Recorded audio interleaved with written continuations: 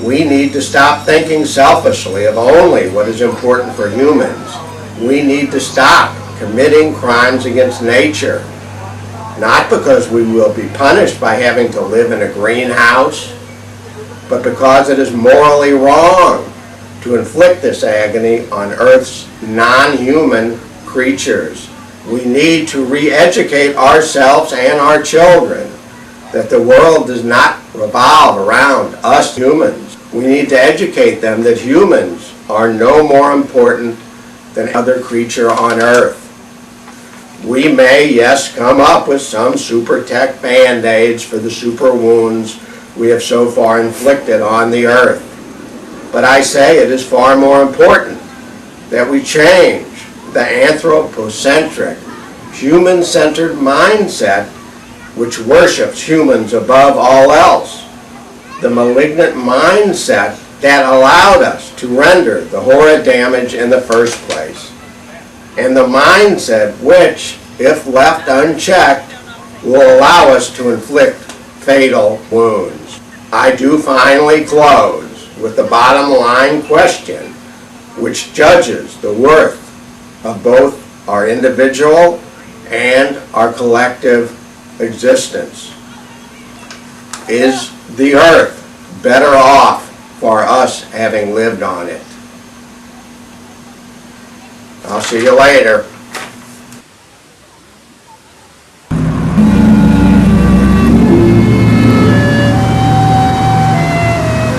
Some will believe him, some will not. Some will change their beliefs. But most important, he again believed himself. And this instinct is survival.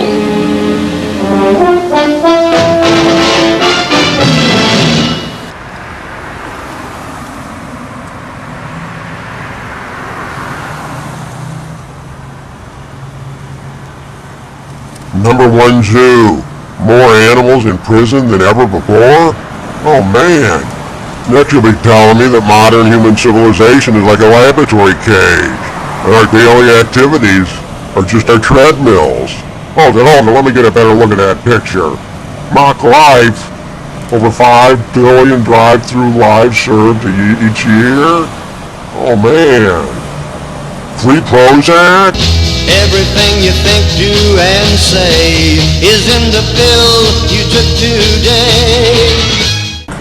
Ride the wheel and prosper? On the way back to Walden's Pond? Oh, that's where you want us to all live, back on a pond, huh, Krause?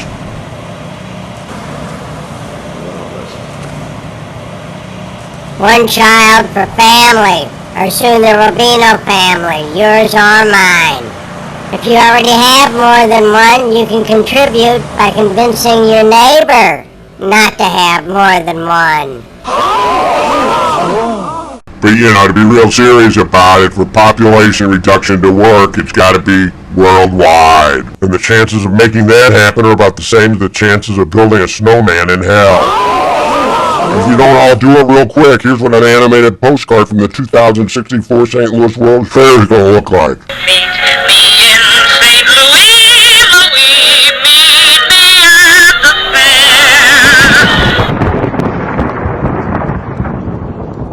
I'm going with my daddy to visit Sparky out at the park.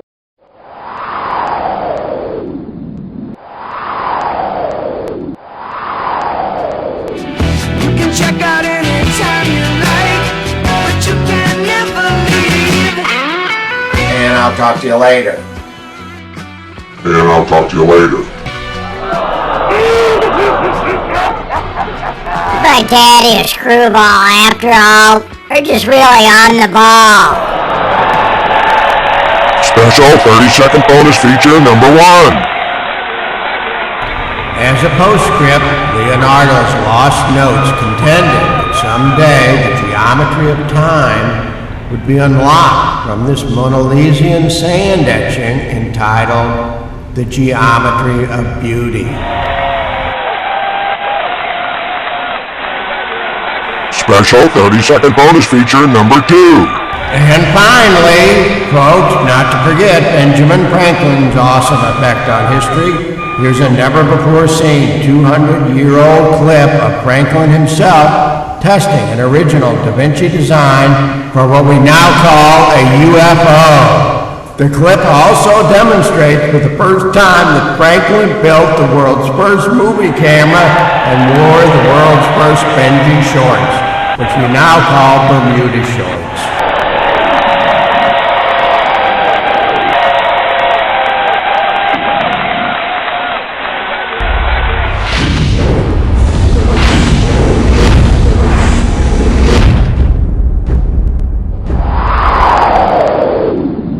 And I'm proud to announce that the David Daniels Snack Shack is now offering a last week's leftovers for free to all season ticket holders. And here you can see Pip Krause enjoying some of our world-famous McDaniel's French fries. At the Hotel Originaldo, we serve absolutely no snacks more than 1 week old. Portions of the preceding program were taped live before a captive audience at the Abraham Oslo State Correctional Facility for the Self-Actualized. Okay, I guess most of you already guessed by now that a lot of the things in this film, especially my cousin David's magic moments, have been fiction. But I must say, for the record, mine anyway, that all the autobiographical stuff about me, including the Hey David video and elsewhere, has been totally true. Even understated for the sake of time and good taste. My cousin can say that again, folks. He left out tons of juicy stuff to save time. For instance, the time he shot the gun off. Shut up, David. We don't have time. Okay, Krause, I'll talk real fast to save time. Does that make you happy? For instance, the time he shot the gun off. There's a very interesting story behind it, folks. Krause's mind was speeding a mile a minute as it was withdrawing cold turkey from the experimental drugs his doctor had abruptly taken him off of. He thought he was finally losing his mind as he drove over to his parents' house for help. But his car ran out of gas, and he took off running. And when a police car yelled for him to stop, to simply ask him what he was in such a hurry about, Krause panicked. He wasn't thinking straight. He jumped fences and cut across streets and eventually leaped through the window of his parents' house when he got there. They weren't home, but he knew he was in trouble big time now that he had run away from the police. So he ran into his father's bathroom and discovered a gun in the closet and shot it up through the ceiling. Then he got on the phone to the police and told them he wasn't going to shoot anyone, but if they tried to come in and take him to some hospital before he talked to his doctor, he would shoot the gun to miss and not hit anyone. But the police would think he was shooting at them and they would kill him. So you see, folks, Cousin Krause wasn't about to hurt anyone but himself. But of course, Cousin Krause is such a big hurry today, he'd just as soon sign off letting you think he was a gun-waving lunatic. There, you happy, David? All paintings, drawings, illustrations, all writing and scripting of actual experiences, all video production and editing by Richard, Sparky, and Pip Krause.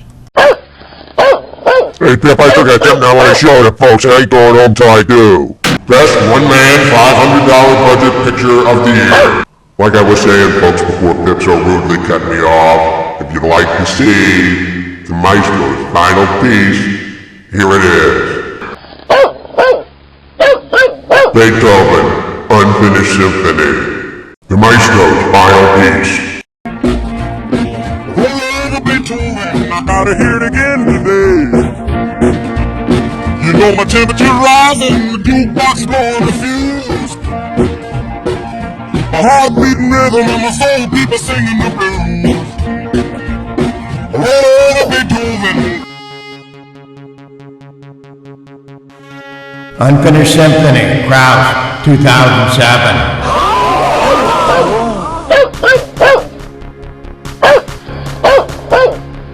Ooh, wow. The right end is the real beginning. Well, ain't you the melochromatic one? That's all, folks. Well, folks, sadly, that's not quite all. Just as we were finishing this film a few days ago, on November 25, 2006, my boy Pip died. I dedicate this work to him, and I ask you, for Pip's sake, to start fixing the earth. Ain't that a fucking joke? Here's a little video I took of Pip in the car beside me when he seemed to be in a peaceful, relaxed mood a couple days before his last day.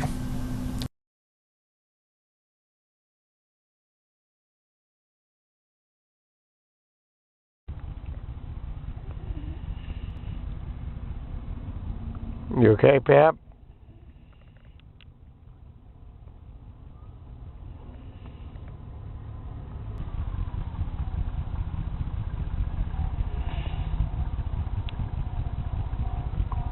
You okay, sweetie?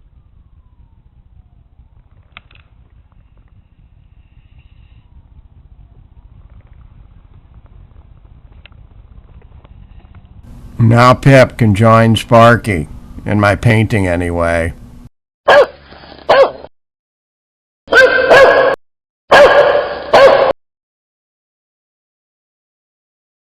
In divine hands now. At least that's what I'd like to hope.